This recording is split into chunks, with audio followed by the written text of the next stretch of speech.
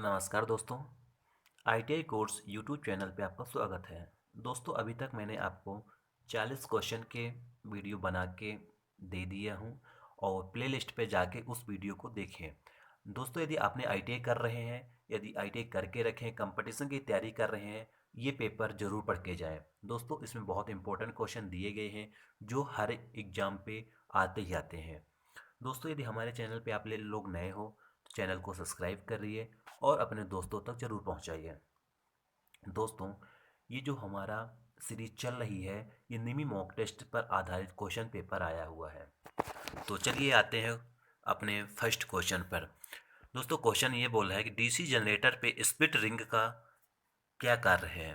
दोस्तों जो split ring लगाई जाती है डीसी जनरेटर पे वो अल्टरनेटिंग करंट को डीसी यानी डायरेक्ट करंट में बदलती है। यानी इसका जो राइट आंसर आएगा, राइट आंसर बी आएगा। क्या होता है, जो हमारा जनरेटर बिजली बनाती है तो एसी बनाती है, उसको हम लोग आउटपुट में लेने के लिए डीसी में लेने के लिए स्लिप रिंग लगा देते हैं, जिसके लिए आउटपुट में हमें डीसी यानी एक दिशा में डायरेक्ट डायरेक्ट दिशा बोल सकते हैं और एक दिशा आउटपुट में लेते हैं। उसके लिए हम लोग स्प्लिट रिंग का उपयोग करते हैं। नेक्स्ट क्वेश्चन, डीसी जनरेटर में किस प्रकार का वोल्टेज गतिशील रूप से प्रेरित होता है। दोस्तों जो हमारा डीसी जनरेटर होता है उसमें जो वोल्टेज उत्पन्न होने की प्रक्रिया है, तो वो जो प्रक्रिया है पर अल्टरनेटिंग वोल्टेज होती है। यानी जब हमारा जनरेटर वोल्टेज बनाता है उस टाइम पे एसी एसी का फुल फॉर्म होता है अल्टरनेटिंग, अल्टरनेटिंग ही जनरेट होती है आर्मेचर पे। फिर उसको हम लोग आउटपुट के रूप में कम्यूटेटर और कार्बन ब्रश के माध्यम से डीसी में कन्वर्ट कर देते हैं। तो अभी जो इसका जो राइट आंसर आएगा सी नंबर आएगा। नेक्स्ट क्वेश्चन, एक्स के रूप में चिन्हित स्लॉट का उद्देश्य क्या है। दोस्तों ये जो डायग्राम दिखाया गया है उसमें जो एक्स से रिप्रेजेंट कर रहा है उसके लिए पूछ रहा है। दोस्तों इसका जो राइट आंसर आएगा ए आएगा। यानी कुंजी तरीका ठीक करने के लिए टू फ्लेक्स द की वे। नेक्स्ट क्वेश्चन,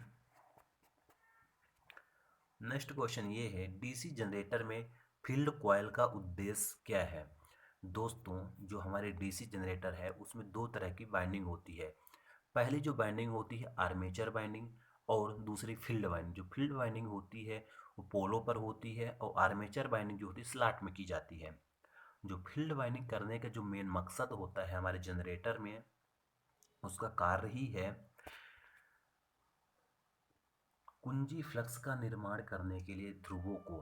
दोस्तों जो फ्लक्स का निर्माण करती है तो फील्ड वाइंडिंग ही करती है, इसलिए magnetic the poles are produce a coil flux. जो फील्ड वाइंडिंग में कॉइल लगाई जाती है उसी के माध्यम से फ्लक्स जनरेट होता है यानी उत्पन्न होता है, इसीलिए हम लोग फील्ड वाइंडिंग में कॉइल लगाते हैं जनरेटरों में।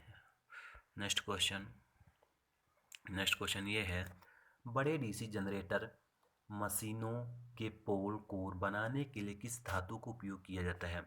दोस्तों हमारे यदि छोटे जनरेटर हो या बड़े जनरेटर हो उनमें जो फील्ड कोर हम लोग उपयोग करते हैं बनाने के लिए, छोटे जनरेटर में प्राय हम लोग आयरन को यूज कर लेते हैं, मगर जो हमारे बड़े बड़े जनरेटर होते हैं उसमें प्राय हम लोग कास्ट स्टील सबसे अच्छा माइल्ड पदार्थ होता है, मटेरियल होता है, जिसमें इसमें लॉसेस कम होते हैं, हानियाँ कम होती है।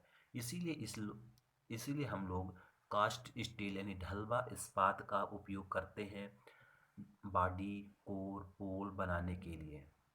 नेक्स्ट क्वेश्चन, नेक्स्ट क्वेश्चन दोस्तों ये कह रहा है क्यों पोल कोर स्टम्पिंग डीसी जनरेटर में पटलित करते हैं। दोस्तों जो हम लोग कोर और पोल बनाते हैं डीसी जनरेटर पे उसको पतली पतली पत्तियों को रिबिट करके नहीं जोड़ करके हम लोग बनाते हैं। ऐसा क्यों करते हैं दोस्तों, जो ऐसा करने का कारण ये है कि जो डीसी जनरेटर में वोल्टेज बनाता है उसकी छतियाँ कम होंगी, पतली पतली पत्तियों के द्वारा हम लोग लेमिनेट करके बनाते हैं। तो यदि हम ठोस लोहा के द्वारा बनाएंगे उसमें लॉसेस ज़्यादा होगा, हीट ज़्यादा होगा, तो वोल्टेज हमारा कम बनेगा, जनरेटर खराब होता है। इसलिए हम लोग जो जनरेटर की कोर बनाते हैं और पोल बनाते हैं उसको पतली पतली पत्तियों को रिपीट करके बनाई जाती है। तो इसका जो राइट आंसर आएगा, भंवर धारा हानि को कम करने के लिए, reduce the eddy current loss.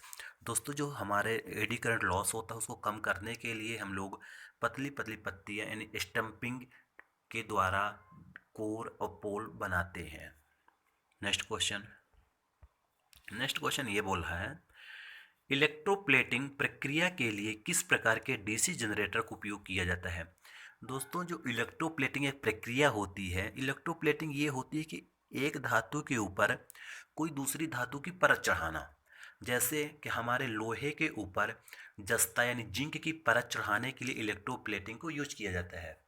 उस मशीन को चलाने के लिए इलेक्ट्रोप्लेटिंग के लिए प्रायः जो हम लोग यूज करते हैं वो शंट जनरेटर की यूज करते हैं। शंट जनरेटर होता है, उसकी जो बिजली के द्वारा ही हम उस इलेक्ट्रोप्लेटिंग की मशीन को चलाते हैं, इसलिए इलेक्ट्रोप्लेटिंग के लिए शंट जनरेटर को यूज करते हैं। नेक्स्ट क्वेश्चन ये है, डीसी जनरेटर में कंपनसेटिंग बाइंडिंग का उद्देश्य क्या है। दोस्तों जो हमारे डीसी जनरेटर होता है तो उसमें जो कंपनसेटिंग बाइंडिंग है उसको लगाने का कार्य ये है कि जो हमारा जनरेटर है उसमें जो न्यूट्रलाइज द डीमैग्नेटिक इफेक्ट यानी विचुंबकीय प्रभाव को बेअसर कर देता है। जो आर्मेचर रिएक्शन होता है उसको कम कर देता है। डीमैग्नेटाइजिंग एक इफेक्ट होता है जनरेटर पे, लॉसेस होता है जिनको हम कम करने के लिए कंपनसेटिंग बाइंडिंग लगाते हैं। कंपनसेटिंग बाइंडिंग लगाने के बाद वो जो बाइंडिंग है तो रिवर्स एंटी क्लॉकवाइज में ईएमएफ प्रोड्यूस करेगा। जो क्लॉकवाइज में उत्पन्न हो रहा था ईएमएफ उसको कंट्रोल करेगा, जिसके कारण लॉसेस कम होता है। नेक्स्ट क्वेश्चन ये बोल रहा है, यदि शंट फील्ड प्रतिरोध क्रांतिक प्रतिरोध मान से ऊपर है तो क्या प्रभाव पड़ता है डीसी जनरेटर में। दोस्तों जो एक रेजिस्टेंस होता है फील्डों में, शंट फील्ड प्रतिरोध जो क्रांतिक यानी क्रांतिक ये होता है कि मतलब ओवर लिमिट से ज़्यादा करने पर, मतलब मैक्सिमम रेजिस्टेंस से हम ज़्यादा कर देंगे तो जनरेटर पे क्या इफेक्ट आएगा। तो इसका इफेक्ट ये रहेगा, आउटपुट वोल्टेज सामान्य से ऊपर है, मतलब जो आउटपुट वोल्टेज सामान्य से ऊपर आएगा। Output voltage is above normal voltage से ऊपर हमारा वोल्टेज मिलेगा। नेक्स्ट क्वेश्चन ये है, डीसी जनरेटर में आर्मेचर प्रतिक्रिया का प्रभाव क्या है। दोस्तों जो आर्मेचर रिएक्शन होता है डीसी जनरेटर पे, what is the effect of armature reaction in DC generator. दोस्तों जो डीसी जनरेटर आर्मेचर रिएक्शन होता है वो आउटपुट वोल्टेज कम हो जाता है उसके प्रभाव से। आर्मेचर रिएक्शन यदि ज़्यादा रहेगा हमारा डीसी जनरेटर में तो उसके कारण आउटपुट में जो हमारा डीसी जनरेटर वोल्टेज देता है वो वोल्टेज कम पड़ जाएगा। नेक्स्ट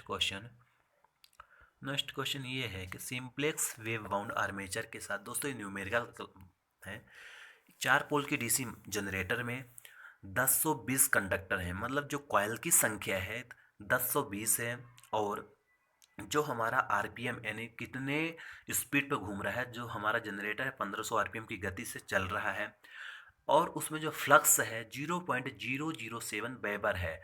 तो उसमें जो उत्पन्न ईएमएफ का वोल्टेज गणना करो, मतलब जो हमारा जनरेटर बिजली बनाएगा तो वो कितना बनाएगा। दोस्तों इसको निकालना पड़ेगा। इजी इसका जो सूत्र होता है बहुत इजी होता है। जो इसका सूत्र होता है ई बराबर पोल, कितने पोल की मशीन है, कितना फ्लक्स है, कंडक्टर की संख्या कितनी है यानी जेड, और एन यानी स्पीड होता है बाई 60 ए। दोस्तों ये सूत्र के माध्यम से P5ZN बाई 60A ई बराबर है यानी जनरेटेड ईएमएफ, इसके माध्यम से आप निकाल सकते हो इस न्यूमेरिकल को। तो जो अभी इसका जो राइट आंसर आ रहा है, जो इसका जो राइट आंसर आएगा तो सी नंबर आएगा 357 वोल्ट। नेक्स्ट क्वेश्चन, बड़े डीसी जनरेटर में आर्मेचर प्रतिक्रिया के प्रभाव को कैसे बेअसर किया जा सकता है। दोस्तों जो हमारे बड़े बड़े जनरेटर होते हैं, जो आर्मेचर रिएक्शन होता है, उसको हम कैसे कंट्रोल कर सकते हैं, कैसे कम कर सकते हैं? उसके लिए दोस्तों हम क्या कर सकते हैं, कंपनसेटिंग बाइंडिंग लगाकर हम उसको कम कर सकते हैं। दोस्तों हम बताए थे कंपनसेटिंग बाइंडिंग लगाई जाती है फील्ड वाइंडिंग में, उसको लगाने से हम लोग आर्मेचर रिएक्शन को डीसी जनरेटर में कम कर सकते हैं, जिसके कारण हमारा जनरेटर अच्छा वोल्टेज बनाकर हमें आउटपुट में देगा। नेक्स्ट क्वेश्चन ये है,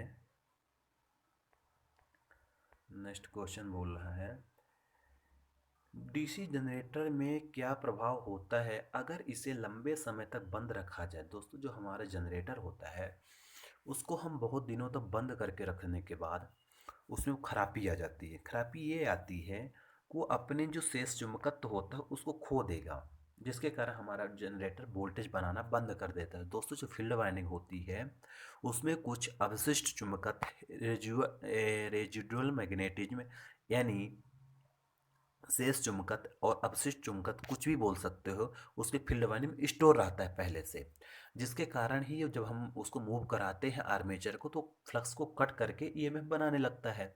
यदि हम बहुत बहुत दिनों से, बहुत पुराने हमारा जनरेटर है, तो अपना जो शेष चुंबकत्व फील्ड कॉइल में स्टोर करके रखता है, तो उसको समाप्त कर देगा, खराब हो जाएगा, जिसके कारण हमारा जनरेटर बिजली बनाना बंद कर देता है।